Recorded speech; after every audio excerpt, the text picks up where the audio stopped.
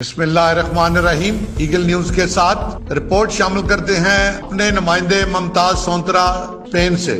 نون league Spain کی طرف سے یوم پاکستان کی تقریبات، تمام مکاتب فکر اور کارکنان کی کثیر تعداد میں شرکت۔ تفصیلات کے مطابق مسلم لیگ نون اسپین کی طرف سے یوم پاکستان کی تقریب زیر صدارت صدر مسلم لیگ نون اسپین حاجی اسد حسین ہوئی۔ تقریب کا آغاز تلاوت قرآن پاک سے ہوا، جس کی سعادت قاری عبد الرحمان چودھری نے حاصل کی۔ اسٹیج سیکرٹری کے فرائض راجہ مشرف نے ادا کیے۔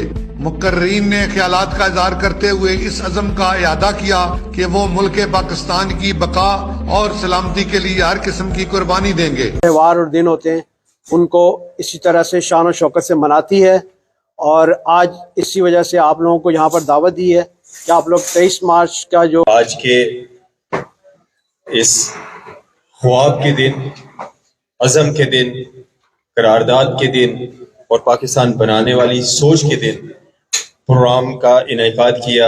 راجہ اسد صاحب، راجہ ساجد صاحب اور آپ کے ساتھ قدم ملا کے کھڑے رہے، اور یہ کچھ چند مہینوں یا چند سالوں کی بات نہیں ہے، یہ ایک لمبا سفر ہے جو ہم نے اکٹھے اس کاز کے لیے کام کرتے ہوئے۔ pakistaní, que yo hace muy poquito que tengo contacto con vosotros a través de Safian, de saber que está por aquí.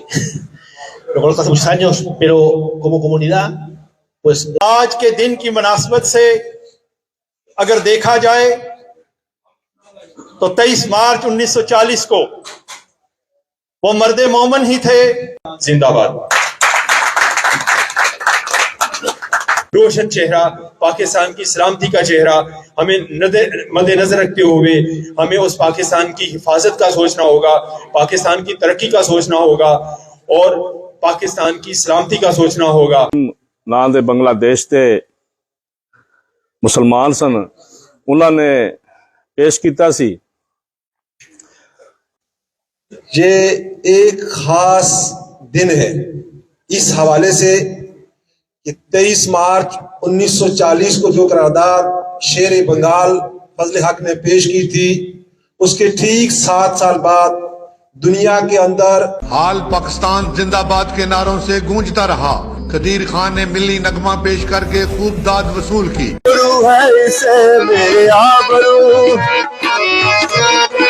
اس کی بنیادوں میں ہے تیرا لہو میرا لہو، اس سے تیری آبرو ہے، اس سے میری آبرو۔ حاجی اسد حسین نے تمام شرکاء کا شکریہ ادا کیا اور کہا کہ زندہ قومیں ہی اپنے قومی تہوار جوش و جذبہ سے مناتی ہیں۔ کوآرڈینیٹر اوورسیز نون لیگ بیرسٹر ملک امجد نے ٹیلی فونک خطاب بھی کیا۔ ایگل نیوز کے ساتھ میاں محمد صفدر۔